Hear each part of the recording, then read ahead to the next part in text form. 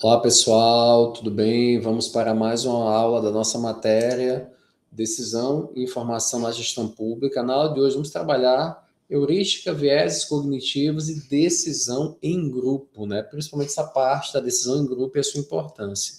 Então, vou aqui compartilhar o nosso slide, né?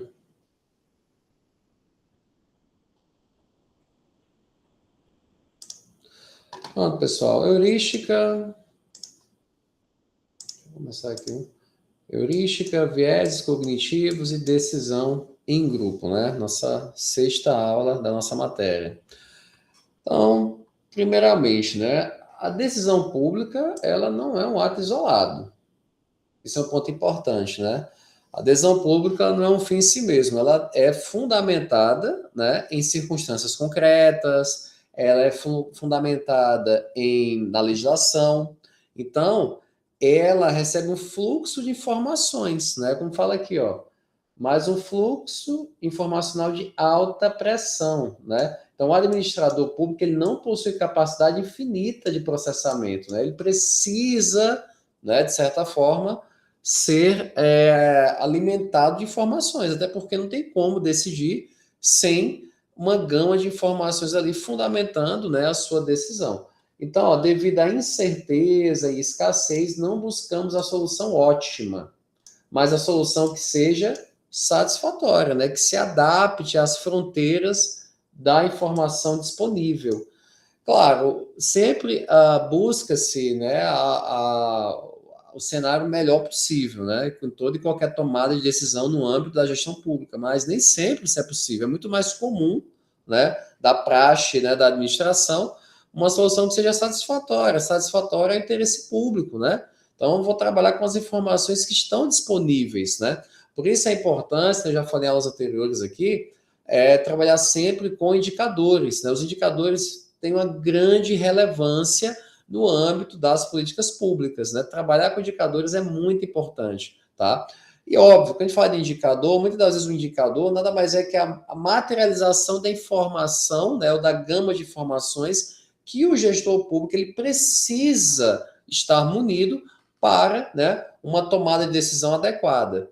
Então, pessoal, os dados eles são são infinitos, né? E de certa forma recebe o influxo da incerteza, né? E aqui nós temos, de um lado, a pressão de tempo, né?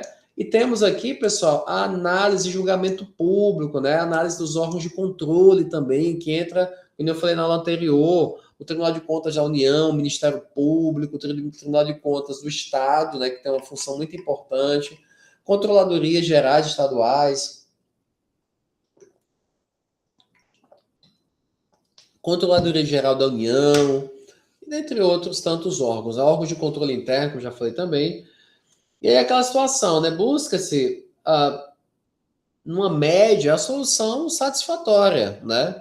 Tá? Agora, aquela solução ótima, perfeita, né? Tá até estrelinha aqui, né? Maravilhosa, acaba por sendo um mito clássico, né? Então, essa busca pela solução perfeita é ruim na administração pública, por um lado, porque é muito difícil você conseguir a perfeição, a otimicidade de uma solução. Mas a satisfatoriedade é muito mais palpável. Não que você não possa subir o nível, né? Óbvio que pode, mas a gente tem que trabalhar com o que é possível, né? Dentro, às vezes, dos escassos limites financeiros, limites de pessoal, né? Recurso financeiro, melhor dizendo, recurso pessoal, que estão disponíveis, né? Tá? No dia a dia do administrador. E aí, pessoal, nós temos aqui um motor cognitivo, né? Um processamento dual. Temos um primeiro sistema, que é um sistema rápido, automático, e temos um segundo sistema, que ele é mais lento e deliberativo. Né? Então, aqui eu vou analisar aqui, a velocidade da tomada de decisão. Esse primeiro sistema que é mais rápido, atua por instinto, da emoção, esforço mínimo, né? É que analisa seu grau de esforço. Já o sistema 2 ele é mais lógico, analítico, um alto esforço, uma alta análise, né? Aqui o indicador é em relação à função na gestão pública, né? No caso, o sistema 1 fixa a esmagadora maioria das decisões cotidianas para poupar energia mental. essa rapidez, automação.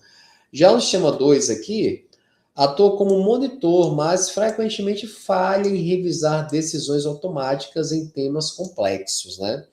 E aquela situação, o risco do Estado, né? O sistema 1 economiza energia, mas abre margem para que julgamentos sem rigor analítico dominem a gestão. E aí é um grande problema. Pessoal, eu sei que alguns já devem ser servidores públicos, né? Ou devem atuar em cargos comissionados, né? Pelo Estado, enfim, ou em suas respectivas cidades. Quantas vezes você já recebeu, olha, o prazo é até amanhã. Pior, o prazo é até meio-dia. Digamos, são 10 horas da manhã, o prazo é até meio-dia para ter essa resposta. E muitas das vezes isso vem até para o gestor, né? Até meio-dia para tomar essa decisão. Poxa, né? Então, assim, às vezes demanda uma situação de investimento, de gasto público, e isso vai, né? Consequentemente, estou trabalhando com uma decisão muito rápida, né? Uma decisão, às vezes até instintiva. Olha, eu acho que é aqui, isso aqui, vou por esse viés aqui, sem uma análise aprofundada, isso é ruim.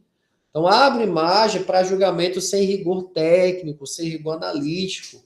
Isso passa a ser algo constante dentro da gestão pública. Isso ocasiona prejuízos graves, né? Muitas das vezes, investimentos são feitos dessa forma, tá?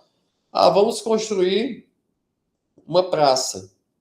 Uma coisa que é assim, né, aquela decisão extremamente eleitoreira, política que é feita ali, né?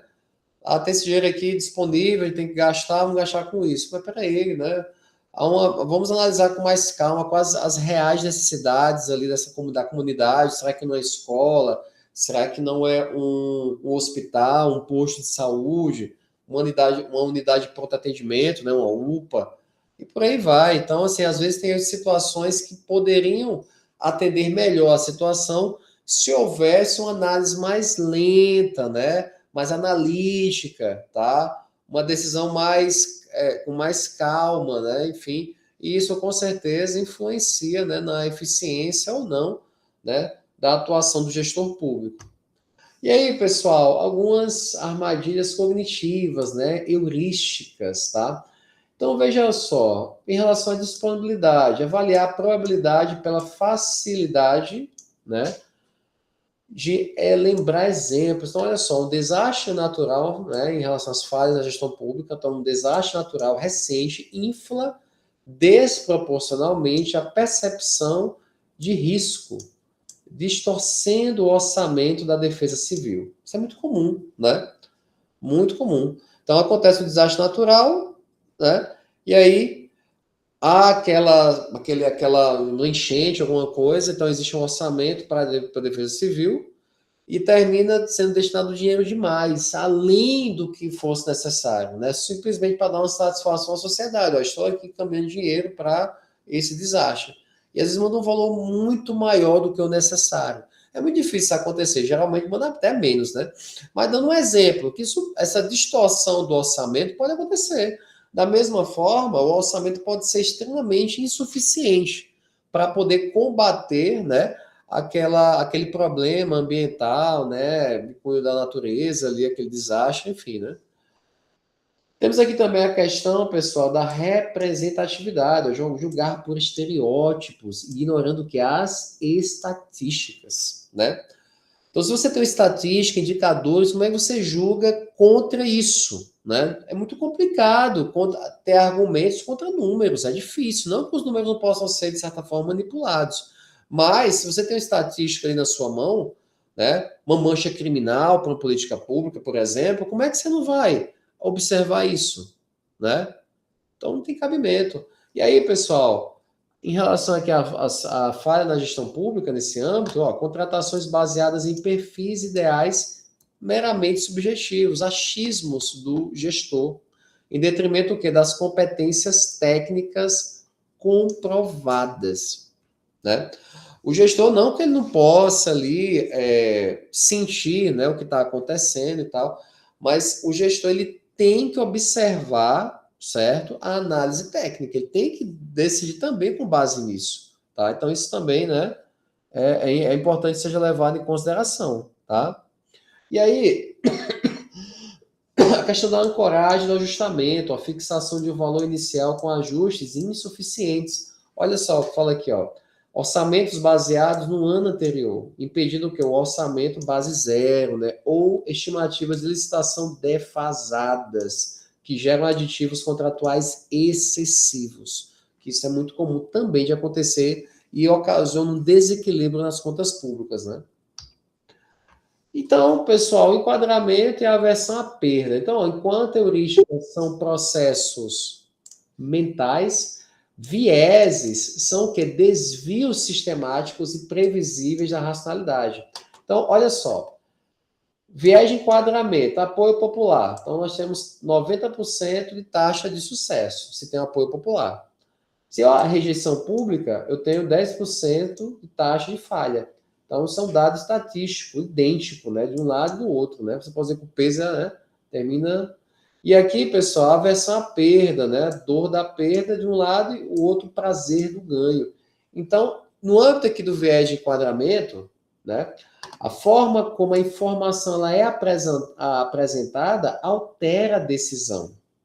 Olha só, exemplo aqui, uma reforma, né, administrativa classificada como combate a privilégios. Olha, né, combate a privilégios. A sociedade diz, não, tá certo, isso é um absurdo, tem que combater esses privilégios, não sei o quê. Aí digamos que eu pego um viés da imprensa aí que não, né, que é meio que favorável a esses privilégios e falo assim, não, peraí, essa reforma administrativa está ocasionando que a retirada de direitos. Olha, aí a aceitação social já vai ser diferente, né? Digamos que ele falar em combate a privilégio, 90% vai dizendo, tá certo, tem que combater mesmo, eu tô aqui, o trabalhador, me esforçando, acordando cedo, trabalhando esses caras aí, essas autoridades de privilégio e tal, não sei o quê, beleza. Igual quando eu falo retirar de direitos, peraí, retirar de direitos, isso ainda é bom, isso pode me atingir também. Às vezes o cidadão não tem nada a ver com isso. Ele está sendo prejudicado, mas a forma como a informação ela é transmitida vai determinar isso aí, na tela para vocês, a aceitação social ou não, né? De uma determinada decisão pública, de uma determinada política pública e por aí vai, tá? E aí, pessoal, sempre, né, a aversão à perda, né? A dor de perder, ela é psicologicamente 2 vezes maior que o prazer de ganhar, né? Então, é por isso que é politicamente tão difícil descontinuar programas públicos ineficientes, tá? Por exemplo, aí, se a gente for analisar alguns, não vou aqui citar nada para não gerar polêmica, mas alguns benefícios sociais, pessoal, eles são ineficientes. A verdade é essa. São décadas, né, de alguns benefícios que têm como fim tirar as pessoas da pobreza, né? Então vai tirar da pobreza, para que a pessoa tenha condição depois de andar sozinha, com as próprias pernas e tal. Mas, na verdade, tem gente recebendo certos benefícios há 20 anos, há 15 anos. Tá entendendo? Então, será que esse programa tá dando certo? Agora me diga uma coisa, imagine para tirar isso. Como é que faz? Que o político, o capital político ele vai perder muito grande, né? Então, para quem está perdendo ali, o cidadão que recebe vai deixar de receber, psicologicamente para ele é 2 vezes maior a dor da perda, né? Do que o prazer de ganhar. Pô, vou perder isso, eu recebo isso há 10 anos. Como é que agora eu vou viver?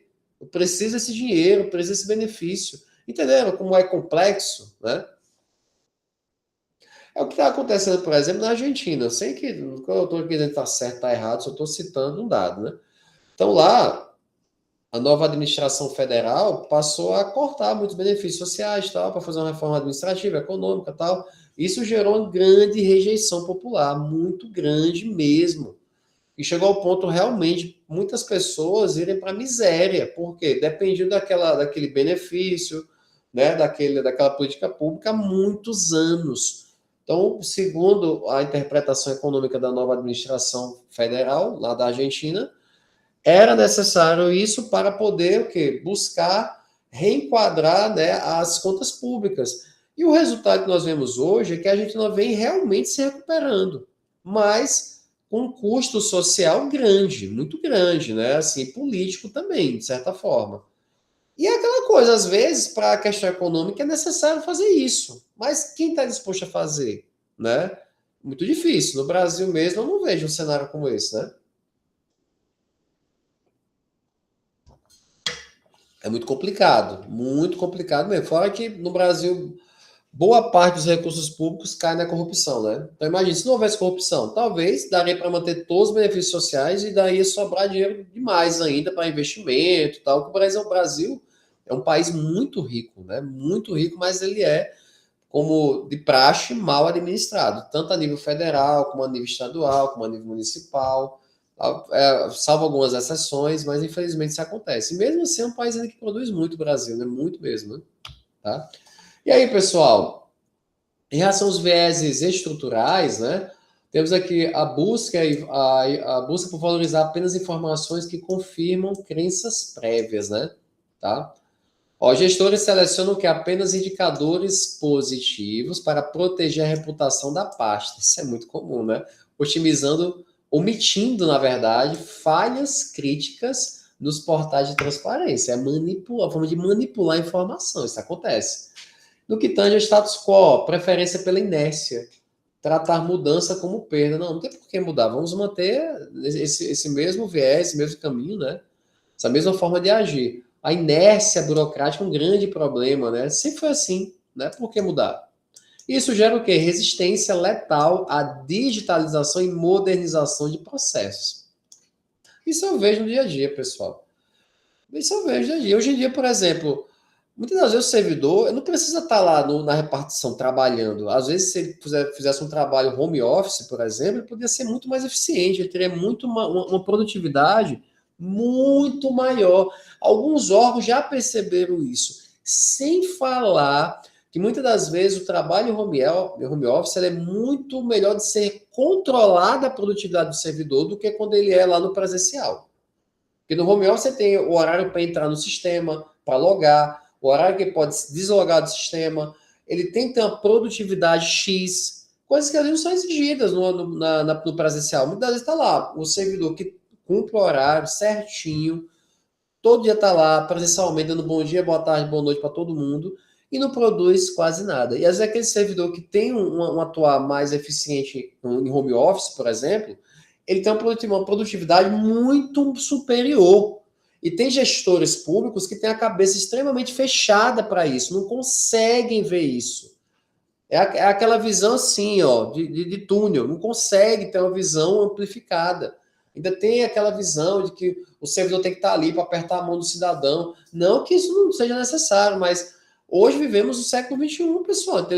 A inteligência artificial. Muitas formas de atendimento ao cidadão se dão de maneira online, automatizadas, e dão certo. E quando for necessário, sim, marca o seu horário e é atendido ali, né, presencialmente. Então ainda há muito que melhorar nesse âmbito, né?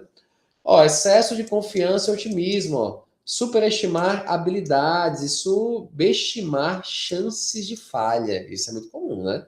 Ó, cronogramas de obras públicas irrealistas. Construir uma ponte em 3 meses está pronta. Não vai estar pronta, né? Ó, quando as promessas inalcançáveis falham, a frustração social destrói a confiança nas instituições. Tem lá, vai lançar obra. Ó, vamos lançar obra para construir uma ponte, um viaduto. O que é que a primeira coisa que o povo vai falar? Ixi, vão roubar tanto.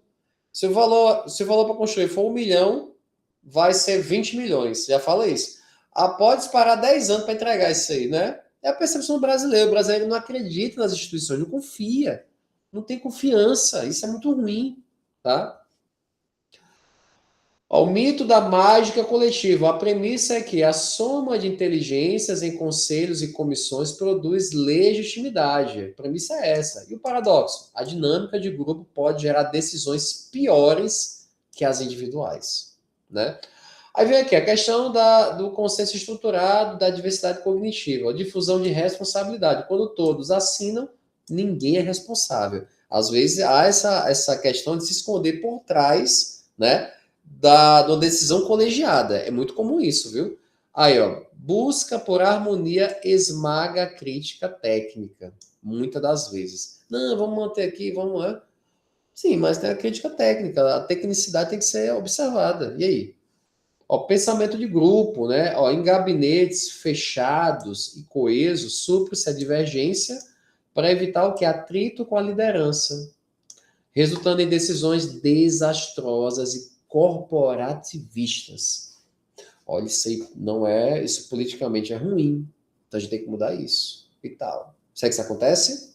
Com certeza, tá? Com certeza, infelizmente. E aí, temos a questão estruturando a racionalidade, né? Patologia e antídotos, né? Veja só. A patologia, pessoal, dinâmica hierárquica, né? Membros têm medo de contrariar o líder, isso é muito comum, né?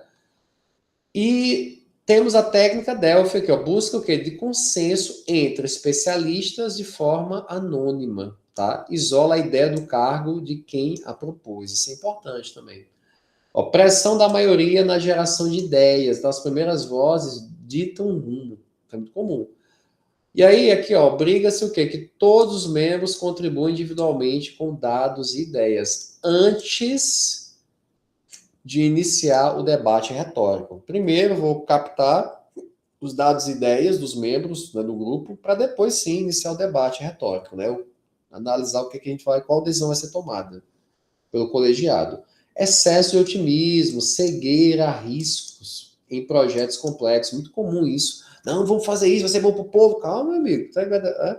É questão ambiental, bem analisada, questão técnica, estrutural, é possível, tem orçamento para bancar isso aí, né? Red Time, ó, advocacia do diabo, designação formal de um subgrupo com a missão exclusiva de encontrar falhas e pontos cegos da proposta principal. Né? Isso é muito comum também. Não que não seja interessante também, né? Verificar se há falhas, pontos cegos na proposta, isso é importante, é para detectar essas falhas e elas serem, né, sanadas, tá? E aí, quando nós temos, né, a institucionalização do conflito, vem as equipes vermelhas. Ó, na gestão de grandes obras de infraestrutura, a harmonia excessiva custa caro. O conflito construtivo precisa ser uma etapa formal do processo. É importante isso. Os debates, né, as críticas. Ó. Temos aqui a proposta de política pública, né? E aqui nós temos a câmara de teste, a simulação de falhas pelas equipes, simulação de falhas pelas equipes vermelhas, né? E aí nós temos, por fim, como resultado, uma política reforçada à prova de falhas, né? E aí nós temos aqui, pessoal, um novo papel do líder, né? Ó, o gestor público não deve impor a solução. Não deve impor, não é imposição. Seu papel é ser o que? Um facilitador que garanta a diversidade cognitiva, unindo formações, visões, experiências distintas, com vistas para quebrar a proposta que antes, né? Que para quebrar a proposta antes que a realidade o faça. Às vezes é melhor quebrar a proposta e tentar trazer, reforçá-la, né? Nem fala aqui, ó, na figura, trazer uma proposta reforçada, a prova de falhas, do que a própria realidade fazer isso durante a execução. Então, imagina, já foi empregar dinheiro público, imagina o prejuízo que não vai ter para o interesse público, para a sociedade, quando não dá certo, né? Absurdo, muito dinheiro vai embora, né, pessoal? Dinheiro dos impostos, né? Que sai do nosso bolso. E aí, o do decisionismo, né, ao policiamento cognitivo. Então, ética na gestão pública não se resume à honestidade financeira, exige honestidade intelectual. Um gestor que ignora evidências devido ao viés de confirmação falha com o interesse público, né? Que busca só confirmação. Não, você não tem que estar agradando, você tem que trabalhar focando no interesse público, não tem que agradar ninguém, né? Então nós temos o sistema 1, que é mais, né, rápido, os vieses, temos o policiamento cognitivo, justamente que é auditorias externas, a técnicas que nós trabalhamos, dados baseados em evidências, para termos uma visão informada, que vai gerar isso, valor público, né? Eficácia na política pública, que vai mudar a vida do cidadão. Então, a verdadeira, pessoal, racionalidade pública não reside na força de vontade do gestor, tá? Mas o que? Na criação de processos estruturados que buscam o quê? Minimizar o erro humano, tá? Minimizar o erro humano pela força do designer institucional. Isso aí, essa frase está perfeita. Não adianta ter força de vontade, tá? Eu tenho que buscar a criação de processos estruturados que visam minimizar o erro humano, que sempre o ser humano está ali por trás das falhas, né?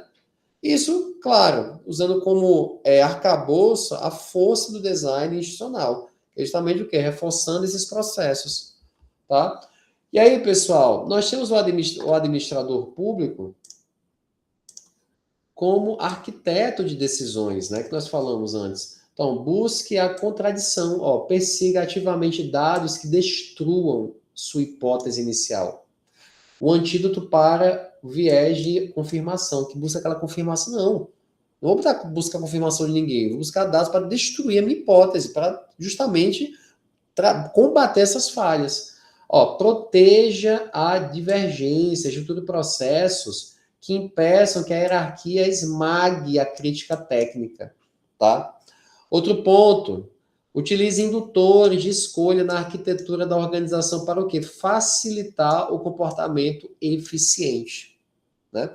E ainda, exija evidências. Substitua a intuição política e o carisma, né? Pela análise de impacto, notas técnicas. Não tem que buscar agradar ninguém, não. Né? E aí, por fim, o futuro do Estado não comporta o decisionismo baseado em intuição. Ele exige o quê? Olha só que interessante: ciência, dados, compreensão da psicologia de julgamento.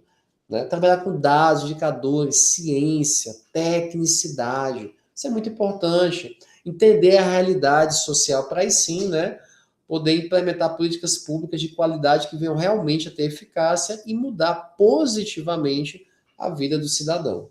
Tá? Bem, pessoal, então por hoje é só. Espero que vocês tenham gostado. Um assunto muito interessante, né? Muito legal de ser estudado. Leia o material, leia, veja os infográficos, que é um material complementar que resume todo o conteúdo para vocês. Façam atividade também, tá bom? Não fique acumulando nas atividades, né? Porque isso é muito ruim. Tá bom? Então, um grande abraço, bons estudos e até a nossa próxima aula. Até mais.